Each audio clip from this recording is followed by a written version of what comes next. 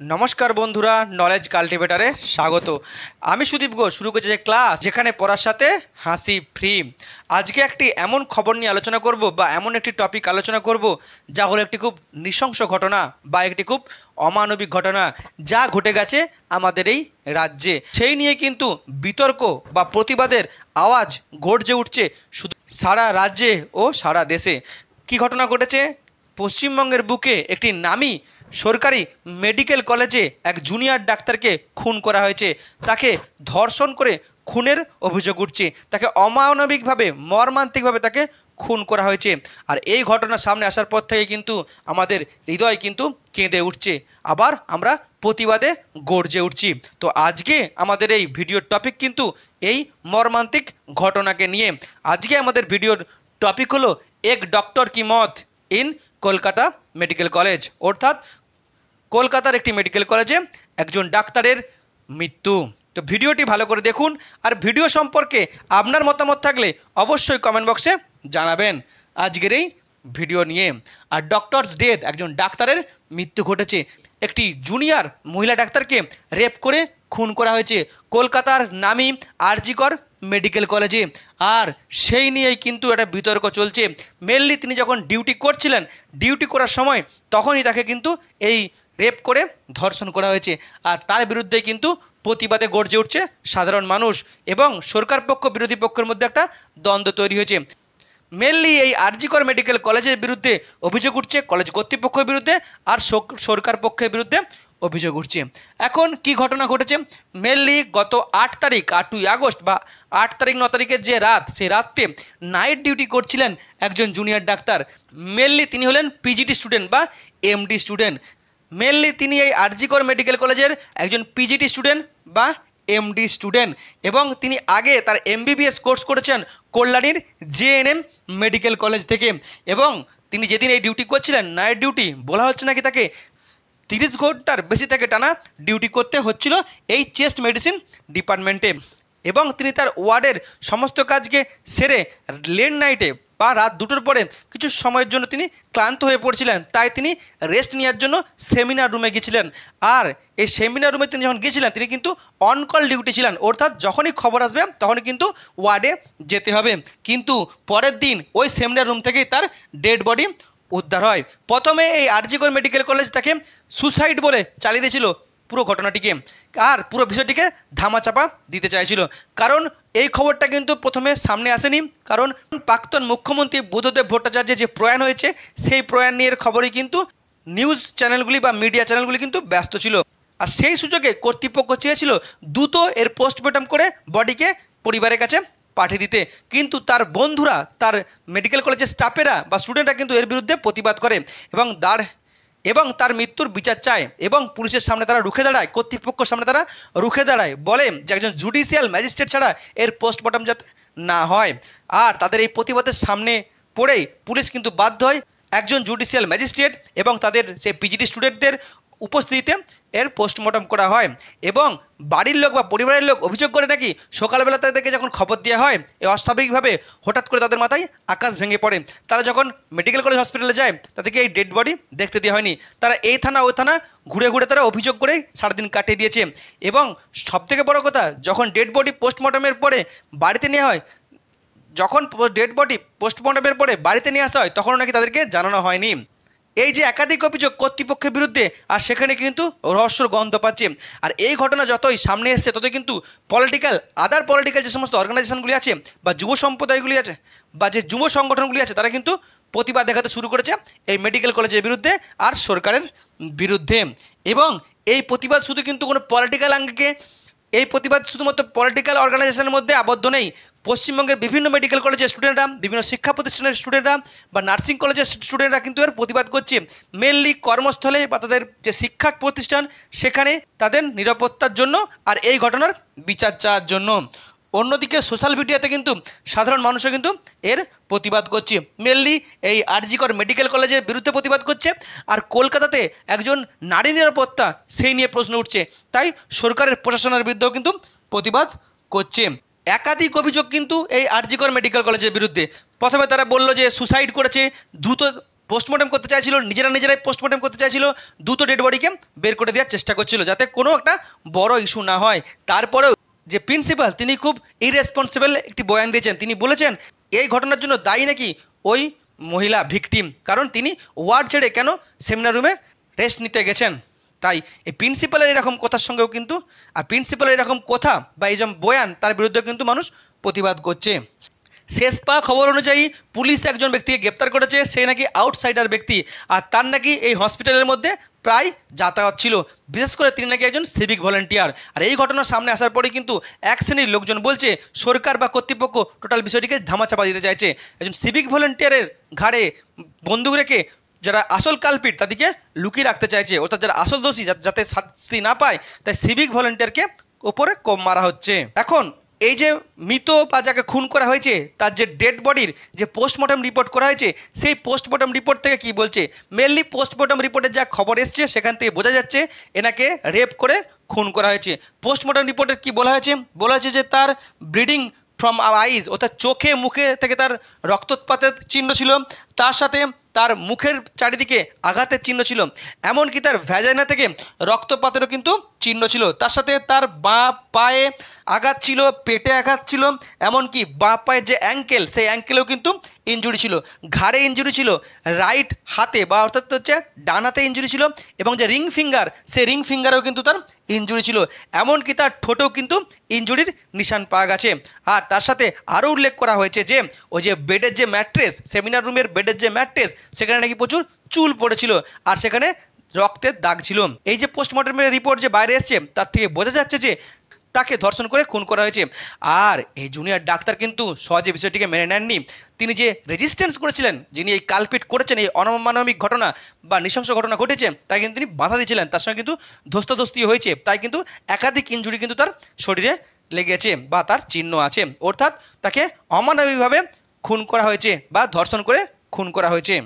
এখন এই যে মহিলাটির প্রাণ গেল বা এই যে মহিলাটি খুন হলেন বা এই যে ডাক্তারটি ভিক্টিমাইজ হলেন, তার মূল কারণ হতে পারে কি, এমনটা হতে পারে তিনি রাত্রেবেলা ডিউটি করছিলেন এবং ডিউটি সেরে যখন এই সেমিনার রুমে যাচ্ছিলেন রেস্ট নেওয়ার জন্য, হয়তো তিনি কোনো হসপিটালের মধ্যে কোনো ইললিগাল কাজ কিন্তু তিনি দেখে ফেলেছিলেন বা তিনি তার প্রতিবাদ করেছিলেন। আমরা জানি হসপিটালে কিন্তু একাধিক ইললিগাল কাজ হয়, শিশু পাচার হয়, অর্গান পাচার হয়, ডেড বডি পাচার হয় বা কোনো আদার্স কোনো ইললিগাল কাজ, এরকম ইললিগাল কাজ তিনি যদি দেখে ফেলেন তাই তিনি হয়তো প্রতিবাদ করেছিলেন, তার জন্য ঘটনা ঘটতে পারে। আবার এমন হতে পারে এমন হতে পারে কোনো পুরনো শত্রুতা, কোনো মেডিকেল স্টাফ বা তার কলেজের কোনো কর্তৃপক্ষের সঙ্গে তার পুরনো শত্রুতা থাকলেও কিন্তু তার রিভেঞ্জ নেওয়ার জন্য তাকে খুন করা হতে পারে।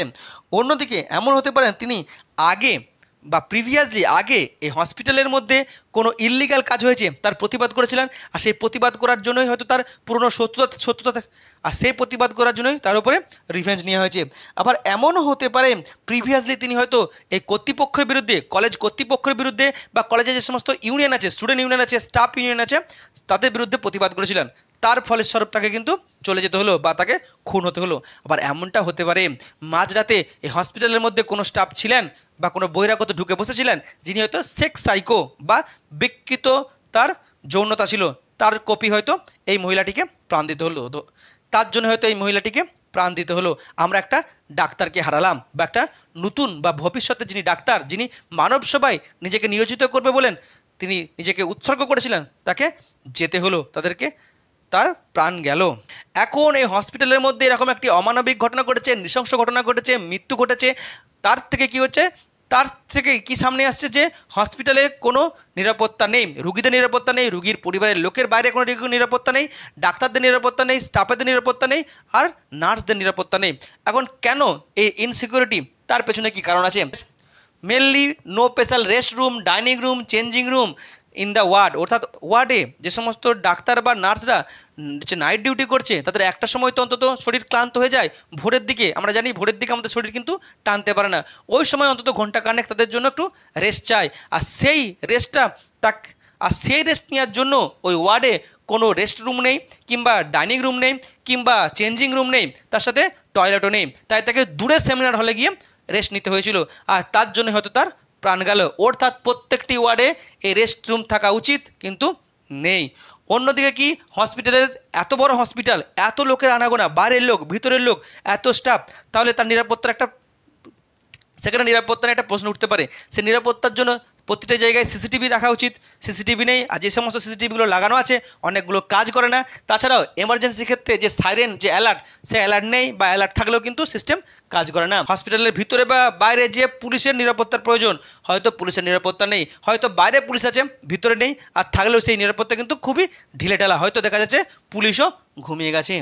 অন্যদিকে এই যে রাত্রেবেলা দেখা যাচ্ছে একটা ওয়ার্ডে, একটা বড় ওয়ার্ডে এতগুলো রুগী আছে, একজন যে উইমেন ডাক্তারকে দায়িত্ব দেওয়া হয়েছে বা একজন নার্স দিদিকে দায়িত্ব দেওয়া হয়েছে, এটা কিন্তু সত্যিই খারাপ। আবার এই যে এত বড় হসপিটাল যেখানে মৃত্যু প্রায় ঘটে, সেখানে কিন্তু আবার ভূতের ভয় আছে। কিছু এক শ্রেণীর মানুষ আছে যারা ইচ্ছা করে বিভিন্ন রুমে বা বিভিন্ন ওয়ার্ডে ভূতের ভয়টাকে তারা প্রচার করে দেয়, যাতে কোনো স্টাফ ওদিকে না যায় ভয়ে, ফলে তারা সেটিকে কাজে লাগাতে পারবে কোনো ইললিগাল অ্যাক্টিভিটিসের জন্য। সেই ভয়ে তারা অনেক জায়গায় যেতে পারে না। অন্যদিকে প্রিন্সিপাল বা আদার্স যারা অফিসার্স আছে এই মেডিকেল কলেজগুলিতে, তারা কিন্তু শাসক দলের সঙ্গে তাদের বিরাট সম্পর্ক, আর তাদের কিন্তু খুব ক্ষমতা, আর এই ক্ষমতার বলে তারা কিন্তু এই হসপিটাল জুড়ে একটা দুর্নীতি চালিয়ে যাচ্ছে, একটা অটোক্রেটিক শাসনতন্ত্র চালিয়ে যাচ্ছে। তার সাথে তারা কিন্তু বিভিন্ন ভিন্ডেকটিভ তাদের নেচার, তারা কিন্তু কাজ করে যাচ্ছে, প্রতিহিংসা পরায়ণের কাজ করে যাচ্ছে। সে কোনো রিক্রুটমেন্টের ক্ষেত্রে, কিংবা সিট বুকিংয়ের ক্ষেত্রে, কিংবা ডিউটি দেওয়ার ক্ষেত্রে, কিংবা স্টুডেন্টদের বা ছাত্রছাত্রীদের যে রেজাল্ট দেওয়ার ক্ষেত্রেও কিন্তু এখানে একটা তারা কিন্তু প্রতিহিংসা পরায়ণ হয়ে থাকে। অন্যদিকে বিভিন্ন যে ইউনিয়নগুলি আছে হসপিটালে, স্টাফদের ইউনিয়ন, স্টুডেন্টদের ইউনিয়ন, ডাক্তারদের ইউনিয়ন, কিংবা পেশেন্ট ওয়েলফেয়ার যে অ্যাসোসিয়েশন, কিংবা যে গ্রুপ ডি বা আয়াদের ইউনিয়ন, তারা কিন্তু খুব শক্তিশালী। তাদের সঙ্গে কিন্তু শাসক দলের খুব নিবিড় সম্পর্ক, ক্লোজ সম্পর্ক আছে। তারা সেই পাওয়ারকে কাজে লাগে কী করছে, টাকা পয়সার লেনদেন করছে পেশেন্ট পার্টির কাছ থেকে বা অন্য কোনো স্টাফদের কাছ থেকে, কিংবা কোনো স্টাফদেরকে থ্রেট দিচ্ছে, কিংবা তারা কোনো স্টাফেদের কোনো কাজে বা ডিউটিতে বা এই যে ছাত্রছাত্রীদের রেজাল্টে কিন্তু তারা রিভেঞ্জ নিচ্ছে। কাউকে ইচ্ছা করে সে হয়তো প্রতিবাদ করেছে, কোনো স্টুডেন্ট হয়তো কর্তৃপক্ষের বিরুদ্ধে প্রতিবাদ করছে, তাকে ইচ্ছা করে তাকে ফেল করে দেওয়া হচ্ছে বা সাপ্লি করে দেওয়া হচ্ছে। এরকমও কিন্তু ঘটনা ঘটে এসছে। অর্থাৎ এদের কিন্তু একচ্ছত্র রাজত্ব, কেউ কিন্তু এখানে প্রতিবাদ করতে পারে না। অন্যদিকে এই যে একটা বিরাট বড় যে ক্যাম্পাসে এত লোক, এত জায়গা, এত বিল্ডিং, এই বিল্ডিংয়ের মাঝে, এই ক্যাম্পাসের মাঝে, এই রুমের মাঝে কিন্তু বিভিন্ন আনসোশ্যাল অ্যাক্টিভিটিস কিন্তু চলে, ইললিগাল কাজ চলে। রাত হলেই মদের ফোয়ারা চলে, গাঁজা চলে, জুয়া চলে, তার সাথে কিন্তু অবাধ যৌনতারও কিন্তু অভিযোগ উঠে। এমনকি চুরি তো নিত্যদিনের ঘটনা, পেশেন্টদের মোবাইল চুরি, পার্টস চুরি, পেশেন্ট পার্টিদের মোবাইল চুরি, পার্টস চুরি, এমনকি ডাক্তারদের ল্যাপটপ চুরি, ফোন চুরি, এগুলো কিন্তু খুবই কমন ঘটনা এই হসপিটালের মধ্যে। আর এই ইললিগাল কাজের সঙ্গে কিন্তু কিছু স্টাফও কিন্তু যুক্ত আছে, ইন্টারনাল স্টাফ, আর কিছু বহিরাগত ব্যক্তিও কিন্তু এখানে যুক্ত থাকে। অন্যদিকে যারা বহিরাগত ব্যক্তি, তারা কিন্তু ক্ষমতা দেখাতে আসে, বাহুবল দেখাতে আসে এই হসপিটালের মধ্যে। আর কিছু পলিটিক্যাল পার্টি আছে, লিডার আছে, তারাও কিন্তু এই হসপিটালের মধ্যে তাদের দাদাগিরি দেখাতে শুরু করে। তাদের প্রায় কিন্তু আসা যাওয়া আছে হসপিটালের মধ্যে, আর সেই কারণে কিন্তু এই মেডিকেল স্টাফেদের কোনো নিরাপত্তা নেই, আর তার জন্য এরকম নির্মম ঘটনা ঘটছে বা অমানবিক ঘটনা ঘটছে। এখন এই যে নিরাপত্তাহীনতা বা এই যে অমানবিক ঘটনা ঘটে গেছে, এইটা কীভাবে আগামী দিনে এটাকে আটকানো সম্ভব, এটা কীভাবে প্রিভেনশন করা সম্ভব? মেনলি যে ওয়ার্ডে ডাক্তাররা বা নার্সরা ডিউটি করছে, সে ওয়ার্ডের সঙ্গে বা কাছেই অবশ্যই তাদের জন্য changing room, rest room, toilet, dining room রাখা উচিত, যাতে তাদের শরীর অসুস্থ হলে বা তারা ক্লান্ত হলে কিছুক্ষণের জন্য অন্তত তারা রেস্ট নিতে পারে, তাদেরকে দূরে কোনো জায়গায় না যেতে হয়।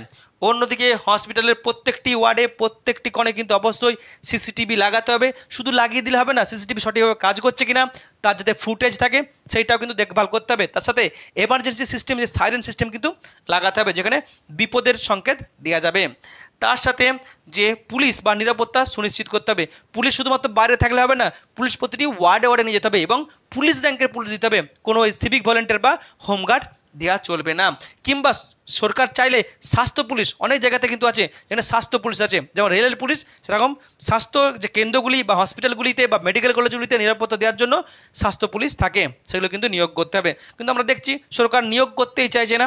অন্যদিকে শুধু হসপিটাল নয়, যে কোনো কর্মক্ষেত্রে, সে বিডিও অফিস হোক, এসডিও অফিস হোক, ডিএম অফিস হোক বা পঞ্চায়েত অফিস, এমনকি স্কুল কলেজ, প্রত্যেকটি জায়গায় কিন্তু এই পুলিশ আর সিসিটিভি অবশ্যই নিয়োগ করতে হবে। অন্যদিকে রাত্রেবেলা যে ডিউটি দেওয়া হয়, সেখানে কখনোই একজন সিঙ্গেল মহিলা নার্স বা সিঙ্গেল মহিলা ডাক্তারকে ডিউটি দেওয়া উচিত নয়, অবশ্যই একাধিক লোকজন থাকা উচিত তার সাথে। অন্যদিকে কি যে রেস্ট্রিকশন অফ আউটসাইডার, যে সমস্ত বহিরাগত ব্যক্তি যখন তখন হসপিটালে ঢুকে পড়ছে, ডাক্তারদের উপর চড়া হচ্ছে, এরকম অসামাজিক কার্যকলাপ করছে, সে বহিরাগত ব্যক্তিদের উপর কিন্তু অবশ্যই রেস্ট্রিকশনকে রাখা উচিত। বাইরের লোক যেমন কোনো মতে ঢুকতে না পারে, অবশ্যই তাদের আইডি কার্ড দেখেই যেমন ঢুকোনো হয়, আর ঢুকলেও রাত সন্ধ্যের পর যেন তারা অবশ্যই না থাকে। অন্যদিকে stop illegal and unsocial activities, কি বললাম যে এই যে হসপিটালে রাত হলেই অসামাজিক কার্যকলাপ হয়, এই অসামাজিক কার্যকলাপ পুরোপুরিভাবে বন্ধ করতে হবে, কোনো বেআইনি কাজ যেন হসপিটালের মধ্যে না হয়। তার সাথে এই যে বেআইনি কাজগুলি বা যে আনসোশ্যাল অ্যাক্টিভিটিসগুলি যারা যুক্ত, বিশেষ করে যারা ইন্টারনাল যে সমস্ত স্টাফ যুক্ত, তাদেরকে কিন্তু এর বিরুদ্ধে প্রতিবাদ করতে হবে। আর এই নিরাপত্তাহীনতা থেকে বাঁচতে বা এই অনমানবিক ঘটনা থেকে বাঁচতে বা নিজেদের প্রাণ বাঁচাতে ডাক্তারদেরকে বা যা নার্সদেরকে তাদেরকে ইউনিটি রাখতে হবে, নিজেদের মধ্যে একটা ভালো সুসম্পর্ক রাখতে হবে, যাতে তারা দলবদ্ধভাবে থাকতে পারে আর যে কোনো ঘটনার প্রতিবাদ করতে পারে বা আটকাতে পারে। অন্যদিকে এই যে হসপিটালে এই যে প্রিন্সিপাল, রেজিস্ট্রার বা আদার যে সমস্ত অফিসার আছে, তাদের কিন্তু ক্ষমতা কমাতে হবে। তারা যে পলিটিক্যাল পাওয়ার নিয়ে এসে তারা বসছে, তারা কিন্তু মনে করছে আমরা যা বলবো তাই তাদের কিন্তু এই ক্ষমতা তাদের এই ক্ষমতা থেকে তাদেরকে কমাতে হবে। আর অবশ্যই এই হসপিটালে যারা ডিউটিতে আছেন, আর অবশ্যই এই হসপিটালের কর্তৃপক্ষের যারা বড় বড় পদে বসে আছে, তাদেরকে অবশ্যই তাদের পদ থেকে পদত্যাগ করা উচিত। স্বেচ্ছায় পদত্যাগ করুক, নাহলে সরকারের উচিত তাদেরকে পদত্যাগপত্র দেওয়ার বা পদত্যাগ করানো বা স্যাক করার। অন্যদিকে যে সমস্ত ইউনিয়নগুলি আছে, স্টুডেন্ট ইউনিয়ন আছে, পেশেন্ট পার্টি ইউনিয়ন আছে, কিংবা যে ডক্টরদের ইউনিয়ন আছে, সেখানেও কিন্তু দেখা যাচ্ছে যে শাসক দলের একচ্ছত্র রাজত্ব, তাদের কিন্তু ক্ষমতা কমাতে হবে। সরকারকে কিন্তু স্টেপ নিতে হবে, যে কোনো ব্যক্তি হোক যারা এই সমস্ত খারাপ কাজের সঙ্গে যুক্ত, কোনোরূপ রং না দেখেই তাদের বিরুদ্ধে কিন্তু স্টেপ নিতে হবে। তবে কিন্তু এই হাসপাতালগুলি কিন্তু আবার বেঁচে উঠবে, নাহলে কিন্তু হসপিটালগুলি মৃত্যুপুর হয়ে যাচ্ছে, সাধারণ মানুষও সঠিকভাবে পরিষেবা পাচ্ছে না।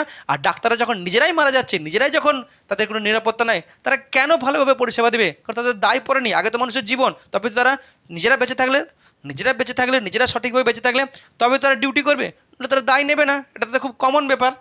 অন্য আর কি করতে হবে, এই যে অমানবিক ঘটনা, এই অমানবিক ঘটনার সঙ্গে যারা যুক্ত, তাদেরকে অবশ্যই তাদের বিরুদ্ধে স্ট্রিক্ট অ্যাকশন নিতে হবে, এই কালপিটদের বিরুদ্ধে। আর সরকারকে স্বইচ্ছায় সঠিকভাবে তদন্ত করতে হবে, কর্তৃপক্ষকে কোনো কিছু ঢাকা দেওয়া চলবে না। যারা অরিজিনালি যারা দোষী, তারাই যেন শাস্তি পায়। অন্য কোনো বিনা দোষী নির্দোষ ব্যক্তি যেন দোষ না পায়, বা কোনো ছোটোখাটো ব্যক্তির উপরে ঘাড় রেখে পুরো বিষয়টিকে যাতে লুকিয়ে দেওয়া না হয়। অন্যদিকে তাদের ফ্যামিলিকে হয়তো বিরাট অর্থনৈতিক সাহায্য বা চাকরি এসব দিয়ে পুরো বিষয়টি যাতে মোড় ঘোরানো না হয়। তার সাথে আর কি করতে হবে, এই ঘটনার প্রতিবাদে যাতে দোষীদের শাস্তি হয়, তার সাথে যেন প্রত্যেকটি হসপিটালে বা কর্মক্ষেত্রে তাদের কর্মীদের নিরাপত্তা সুনিশ্চিত করা হয়, তার জন্য অবশ্যই ডাক্তারদেরকে কর্মবিরতিতে যাওয়া উচিত। জরুরি বিভাগ খালি রেখে কর্মবিরতিতে যাওয়া উচিত। এবং প্রত্যেকটি মেডিকেল কলেজে, একটা মেডিকেল কলেজ নয়, প্রত্যেকটি মেডিকেল কলেজ, প্রত্যেকটি হসপিটালে কিন্তু তাদের প্রতিবাদ করা উচিত। তার সাথে সাধারণ মানুষের সাথে যুক্ত, কিন্তু আমরা জানি শিক্ষা সমাজের মেরুদণ্ড। শিক্ষা যদি ভেঙে পড়ে, সমাজ ভেঙে পড়বে। স্বাস্থ্য কিন্তু সবথেকে গুরুত্বপূর্ণ। শিক্ষা স্বাস্থ্য যদি ভেঙে পড়ে, সেখানে ডাক্তাররা যদি সেখানে চিকিৎসা দিতে না চায়, তাহলে কিন্তু আমরা ক্ষতিগ্রস্ত হব। তাই ডাক্তারদের পাশে দাঁড়িয়ে, আর যিনি ভিক্টিমাইজ হয়েছেন তার পরিবারের পাশে দাঁড়িয়ে অবশ্যই সাধারণ মানুষকে কিন্তু প্রতিবাদ করা উচিত। সে সোশ্যাল মিডিয়ায় প্রতিবাদ করা উচিত, বা মিছিলে প্রতিবাদ করা উচিত, বা বাইরে প্রতিবাদ করা উচিত। এই একটা ঘটনা যদি আমরা মেনে নিই, আমরা যদি প্রতিবাদ না করি, তাহলে কিন্তু আগামী দিনে শিক্ষা ও স্বাস্থ্যক্ষেত্রে বিরাট বড় কিন্তু প্রভাব পড়তে চলেছে। পুরো ধ্বংস হয়ে যেতে পারে। মানুষ কিন্তু চিকিৎসার জন্য ছটফট করবে, তবু কিন্তু ডাক্তাররা চিকিৎসা দেবে না। তাই আমাদেরকে কিন্তু জেগে উঠতে হবে, প্রতিবাদ করতে হবে। এই হলো আজকের ভিডিও, যেটা টোটাল বিষয়টি আমি সুন্দরভাবে তুলে ধরার চেষ্টা করলাম।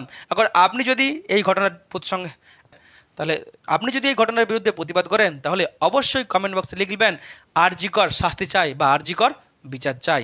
ভিডিওটি এখানে শেষ হলো। ভিডিওটি যদি ভালো লাগে অবশ্যই লাইক, কমেন্ট, শেয়ার এবং চ্যানেলটি সাবস্ক্রাইব করতে ভুলবেন না। আবার দেখা হবে নতুন একটি ভিডিওতে। ততক্ষণ পড়তে থাকো, হাসতে থাকো।